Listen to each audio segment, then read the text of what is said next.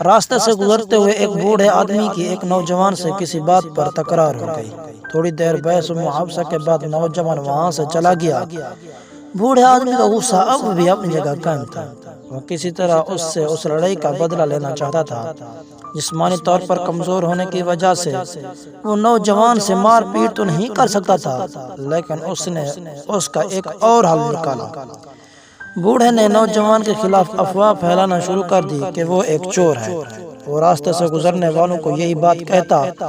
کئی لوگ اس کی بات کو ٹال دیتے، لیکن کچھ لوگ اس کا یقین کر لیتے تھے۔ کچھ روز گزرے تو پاس کے گاؤں میں کسی کی چوری ہو گئی۔ لوگوں کے دلوں میں اور ذہن میں بوڑھے نے پہلے ہی نوجوان کے خلاف شک ڈال رکھا تھا۔ چوری کے الزام میں نوجوان کو پکڑ لیا گیا، لیکن کچھ روز کے بعد اصل چور کا پتہ لگنے پہ اس کو رہا کر دیا۔ رہا ہوتے ہی اس نے علاقے کے سردار سے بوڑھے کی شکایت کر دی، جس کی بنا پر بوڑھے کو پنچایت میں بلایا گیا۔ بوڑھے نے اپنے آپ کو بچانے کے لیے صفائی پیش کی۔ سردار نے بوڑھے کو حکم دیا کہ اس نے جو افواہیں نوجوان کے بارے میں پھیلائی ہیں وہ سب ایک کاغذ پہ لکھے اور پھر اس کاغذ کے چھوٹے چھوٹے ٹکڑے کر کے راستے میں جا کے ہوا میں اڑا دے۔ اگلے دن بوڑھے کی قسمت کا فیصلہ ہونا تھا۔ بوڑھا سردار کا حکم بجا لایا، کاغذ پہ سب کچھ لکھا اور اس ٹکڑے ہوا میں اڑا دیے۔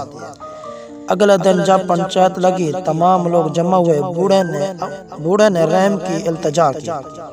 سردار نے کہا کہ اگر تم سزا سے بچنا چاہتے ہو تو کاغذ کے وہ تمام ٹکڑے جمع کر کے لاؤ جو کل تم نے ہوا میں اڑا دیے تھے۔ بوڑھا پریشان ہو کے بولا کہ یہ تو ممکن نہیں۔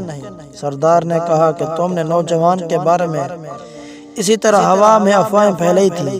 تمہیں خود بھی اندازہ نہیں ہوگا کہ تمہاری پھیلائی گئی افواہیں کہاں تک پہنچی۔ اگر تم کاغذ کے ٹکڑے واپس نہیں لا سکتے تو پھیلائی ہوئی افواہیں کیسے واپس لاؤ گے، جس کی وجہ سے یہ نوجوان بدنام ہو گیا۔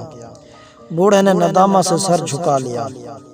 اس کہانی میں عقل والوں کے لیے ایک بڑا سبق موجود ہے۔ کئی بار ہم لوگ بنا تصدیق کیے لوگوں کے بارے میں افواہیں پھیلاتے ہیں۔ ہماری بنا سوچے سمجھے کی گئی بات کسی کی زندگی پر کتنا اثر انداز ہو سکتی ہے، اس کا ہمیں علم ہی نہیں۔